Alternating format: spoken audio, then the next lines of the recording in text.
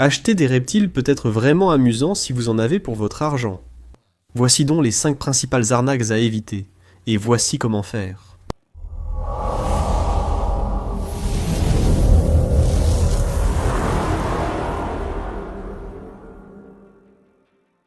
Acquérir un reptile fait partie de la possession d'un reptile. Pour l'obtenir, vous devez l'acheter ou en avoir un gratuitement, comme mentionné dans la vidéo de la semaine dernière, mais c'est là que ça peut devenir effrayant. Comment acheter un reptile et s'assurer d'en avoir pour son argent, et que personne ne profite de vous? La plupart du temps, ça n'arrivera pas. J'adore cette communauté incroyable. Passons à l'essentiel. Cinquièmement, l'arnaque du leurre. C'est une vieille technique. Les arnaques existent depuis toujours, dans tous les domaines, pas uniquement celui des reptiles. On vous montre une chose, vous payez pour cette chose et on vous envoie autre chose. Par exemple, parfois certains animaux sont beaucoup plus colorés que d'autres. Certains individus auront l'air bien meilleurs que les autres animaux disponibles. C'est comme choisir le meilleur chiot d'une portée.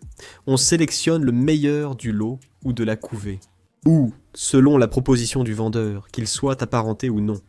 Ce qui peut arriver, c'est qu'un vendeur montre l'animal le plus beau dans une annonce ou même lors d'une exposition. Et puis vous dites, d'accord, je veux acheter cet animal. Mais quand l'animal vous est envoyé, ce n'est pas celui que vous pensiez avoir choisi. Ou vous l'achetez lors d'une exposition, pas de problème. Venez à la fin du salon, et ils vous donnent alors un animal emballé, qui n'est pas celui que vous aviez choisi au départ. Un bon exemple est celui des iguanes à bandes des Fidji ou de Tonga, Brachylophus min. Frankie est l'individu le plus bleu que j'ai jamais vu, donc je l'ai choisi spécifiquement lors d'une exposition en 2022. Voici la vidéo, si tu veux la voir. J'ai choisi cet animal, on va l'emballer. Tu peux venir. Non, cet animal-là, emballez-le tout de suite. J'ai écrit mon nom dessus pour être certain que c'était celui que j'allais avoir. La raison, c'est que j'avais d'autres amis qui avaient acheté cette espèce d'animal. Ils ont tous regardé la photo de celui que j'avais acheté et ils ont eu d'autres animaux. Mais la façon d'éviter que cela vous arrive, c'est simplement d'acheter l'animal tout de suite sur place. Lors d'une exposition ou dans une animalerie spécialisée en reptiles, si on vous l'expédie, vous pouvez tout de même tenter de l'éviter dans une certaine mesure. Demandez le numéro de l'animal. Quel animal est-ce? Est-il numéroté, étiqueté ou nommé? Peu importe. Ensuite, il faut connaître l'historique de l'animal. Pour un serpent, cela inclut ses mues, ses cycles, son âge et son alimentation. Vous voulez autant d'informations que possible attachées au nom de ce serpent, afin qu'il ne puisse pas vous envoyer n'importe quel serpent au hasard. Il pourrait le faire, mais cela aide à éviter que ça n'arrive. Parfois, ce n'est pas mal intentionné. Parfois j'oublie lequel c'était, et on vous envoie simplement quelque chose. Pour les serpents domestiques que je vends, j'envoie juste des couples. À moins que vous ne demandiez à voir des photos individuelles, donc c'est à vous de vous assurer de demander. Je veux cet animal précis, juste ici. Numéro 4. Obtenir un animal sauvage vendu comme étant né en captivité. Il y a plusieurs façons dont les vendeurs vont vous tromper. Utiliser un langage trompeur, ou tout simplement vous mentir. La bonne nouvelle, c'est que c'est vraiment, vraiment rare, et qu'il est assez facile de savoir si on essaie de vous duper ou non. Si quelqu'un dans votre ville ou votre région, ou si vous voyez une annonce sur Craigslist, a soudainement 20 boa émeraudes. D'accord, d'où viennent-ils s'ils ne sont pas des bébés tout neufs? Il y a de fortes chances qu'ils soient importés. S'ils sont importés, il est très probable, surtout s'il s'agit de Northerns, qu'ils proviennent de la nature ou parfois d'élevage. Souvent, les animaux arrivent nés en captivité ou issus d'élevage, comme ils peuvent l'appeler. Il y a tout un tas de termes qu'ils utilisent. En Amérique, notamment aux États-Unis et au Canada, il est préférable d'avoir des animaux nés en captivité dans ces pays respectifs. Parce que s'ils sont nés en captivité quelque part au Suriname ou en Guyane, qui sait ce que ça veut dire? Ça pourrait être une cage extérieure qu'ils ont simplement trouvée.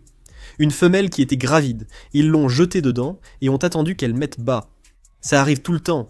S'ils sont élevés en ferme, ça veut juste dire qu'ils sont quelque part dehors, sur la propriété, et ils peuvent quand même être pleins de parasites. Et c'est tout le problème.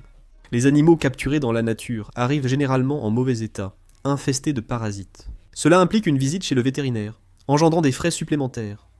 Même si le prix d'achat est moins cher, vous risquez de dépenser bien plus en soins vétérinaires. J'ai acheté 2 boas émeraudes arboricoles. Nous avons fait une vidéo la semaine dernière, c'était la meilleure que j'ai jamais faite. Ils sont dans cet enclos, juste là. Enfin, l'un d'eux l'est. La raison pour laquelle ils n'y sont pas tous les deux, c'est parce que l'un d'eux est mort. Il était très malade à son arrivée. et malgré mes efforts, je n'ai pas pu le guérir. Malgré les nombreuses visites chez un vétérinaire spécialisé en animaux exotiques et les multiples traitements antibiotiques, il s'est affaibli et est décédé. Maintenant, si j'achetais des boas émeraudes nés en captivité, je prends juste cette espèce comme exemple. Cela peut s'appliquer à pratiquement n'importe quelle espèce. J'aurais eu plus de chance parce qu'ils ne seraient pas arrivés avec des parasites, déshydratés et tout le reste.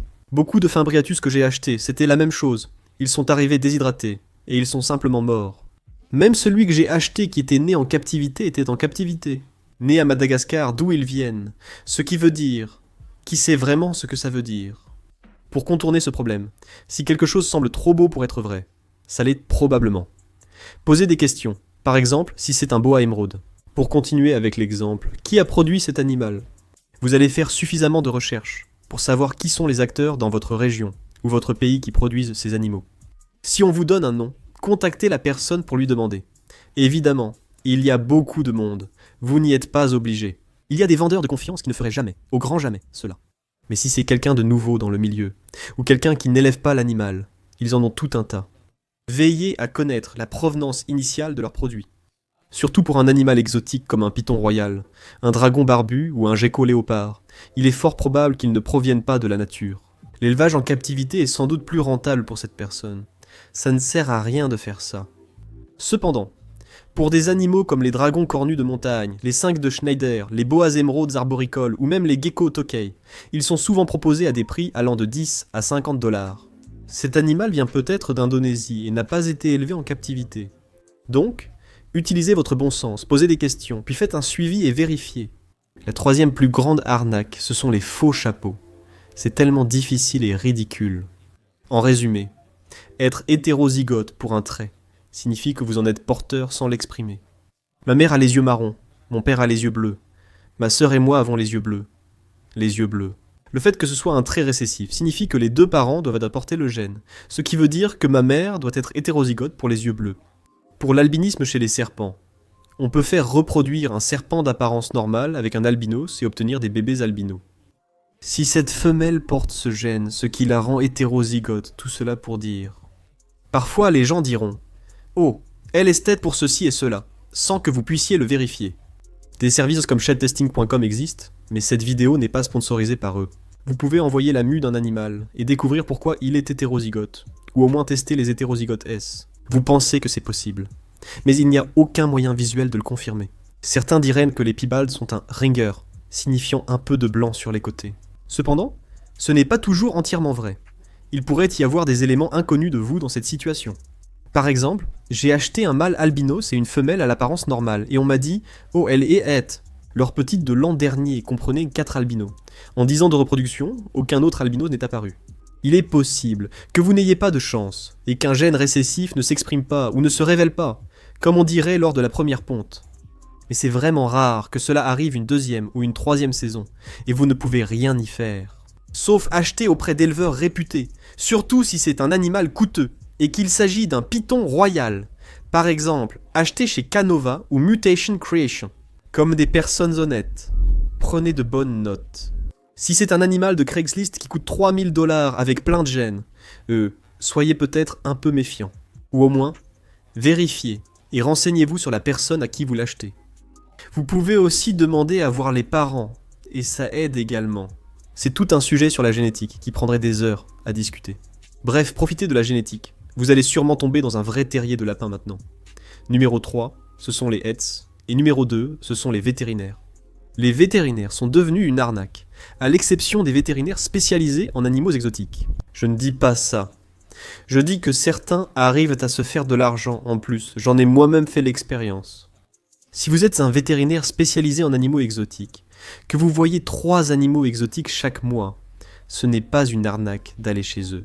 Mais gardez simplement à l'esprit que cette personne ne connaît peut-être pas autant l'animal que vous amenez que vous-même. Ils vous sont utiles uniquement parce qu'eux peuvent rédiger une ordonnance pour ce dont vous avez besoin, contrairement à vous. N'oubliez pas qu'il existe d'excellents vétérinaires spécialisés dans les animaux exotiques. Certains se disent spécialistes après avoir suivi la formation, mais ne travaillent pas réellement sur les animaux. Quand vous amenez un boa émeraude arboricole, ils vous parlent de votre python vert arboricole juste devant eux. C'est effrayant, ça m'est arrivé.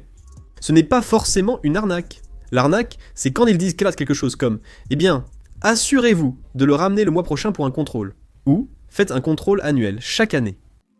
Les contrôles annuels ne sont pas nécessaires pour les reptiles. C'est un fait connu de tous les éleveurs et connaisseurs de reptiles.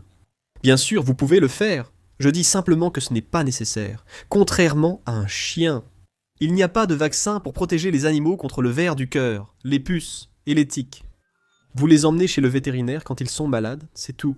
Supposons que vous achetiez un groupe d'animaux capturés dans la nature, disons, je ne sais pas, Europlatus par exemple, et que vous en ayez 10. Vous savez que vous avez besoin d'une pédicure ou d'un autre traitement pour vermifuger ces animaux. Selon votre pays de résidence et les options disponibles, il est souvent nécessaire de consulter un vétérinaire pour obtenir une ordonnance. Si le vétérinaire demande d'amener un animal pour un examen et une analyse de sel, pas de problème. Donnez-moi assez de pédicure pour les autres. 10 animaux ou 9 autres dans le même enclos qui ont sûrement le même parasite. Cependant, s'ils insistent pour vous faire payer 200 $ par animal pour un contrôle, où ils ne regardent même pas l'animal et vérifient seulement les selles, c'est ridicule. C'est de l'exploitation. Ils ne cherchent qu'à gagner de l'argent. Vous risquez de perdre vos animaux, car personne de sensé ne les achètera dans ces conditions. C'est 100 $ ou 20 $, puis payer 20 $ l'ARS, zéro, pour qu'un vétérinaire les examine, sachant pertinemment qu'ils ont des vers, car les autres animaux avec lesquels ils partageaient le même bac à litière étaient aussi infestés. C'était comme ça que ça marche. S'ils vous facturent le dosage en fonction du poids, d'accord, mais pour un examen physique complet, c'est fou et c'est abusif. Cela dit, il y a très peu de vétérinaires comme ça, et tous ceux, ou beaucoup de ceux que j'ai rencontrés, ont été fantastiques. Emmenez vos animaux chez le vétérinaire s'ils sont malades et que vous ne savez pas quoi faire. Les vétérinaires sont là pour vous aider, pas pour vous nuire. L'arnaque la plus courante est de recevoir un animal dont le sexe a été mal identifié. Ça arrive tout le temps. Et je vais vous dire pourquoi je l'inclus dans les arnaques. C'est parce que certaines personnes le font intentionnellement. Certains animaux, comme les serpents ognos, n'ont pas de sexe identifiable avant d'avoir atteint un certain âge. Cela m'est arrivé, mais honnêtement. Au début, j'achetais tous mes serpents ognos au même fournisseur. J'ai confiance en ce gars, il est bien. Je ne dirai pas son nom pour éviter qu'on pense qu'il m'a arnaqué. Il ne l'a pas fait, mais il m'a vendu plusieurs serpents ognos dont le sexe était mal identifié. Maintenant, ça n'arriverait jamais avec quelque chose comme un iguane à bande des Fidji ou un animal qui montre tout de suite s'il était mâle ou femelle. Mais les serpents ognos sont trop jeunes pour être sondés, et la queue n'est pas toujours un indicateur parfait. Les femelles ont généralement une queue plus courte que les mâles, mais ce critère n'est pas toujours fiable pour les très jeunes individus. Et quand j'ai acheté un couple, un mâle et une femelle, j'ai eu 2 mâles. Mais comme je lui ai dit, « Eh mec, voilà ce que tu m'as vendu. » Ce n'est pas mon achat, il a juste échangé. Ça arrive constamment. Si tu achètes une paire d'animaux dont le sexe est encore indéterminé, mais que tu veux absolument un couple malgré le prix élevé. Souvent l'éleveur dira « Si tu obtiens 2 du même sexe, ramène-en un et on l'échangera quand ils seront assez âgés. » Et puis, on sait que ça m'est arrivé avec mes serpents rats rhinocéros, le gars qui les a élevés a dit « Eh, je sais que tu veux en acheter 3, en voici 3, je sais que tu veux un point 2, ce qui veut dire un mâle et 2 femelles. C'est ce que je te vends. Sexons-les quand ils seront un peu plus âgés. Et si tu n'as pas ce que tu as acheté, alors je t'en échangerai un pour m'assurer que tu as bien ce que tu as acheté au départ. » Ça, c'est ça quelqu'un de bien. Merci Niagara Exotics, vous êtes les meilleurs. Une autre chose que tu peux faire, c'est que si tu ne sais pas comment sexer un animal, mais qu'il est probablement assez âgé, tu peux par exemple, si tu es à une expo, apporter ce serpent à quelqu'un. Et, tu sais, tu peux venir avec moi. Je veux juste vérifier avec quelqu'un qui sait comment sexer cet animal. Ou tu peux simplement amener cette personne au stand. Et s'ils ne les laissent pas sexer l'animal devant toi, ou s'ils ne le font pas devant toi, alors n'achète tout simplement pas cet animal. Encore une fois, ce sont des arnaques qui peuvent arriver, et qui arrivent tout le temps. Mais c'est un nombre tellement plus petit que le nombre de transactions qui se passent sans aucun problème. J'ai la chance de voyager à travers le pays, et le monde entier, et de rencontrer des gens formidables qui élèvent des animaux. Il y a peu de mauvaises personnes, mais une seule suffit pour tout gâcher.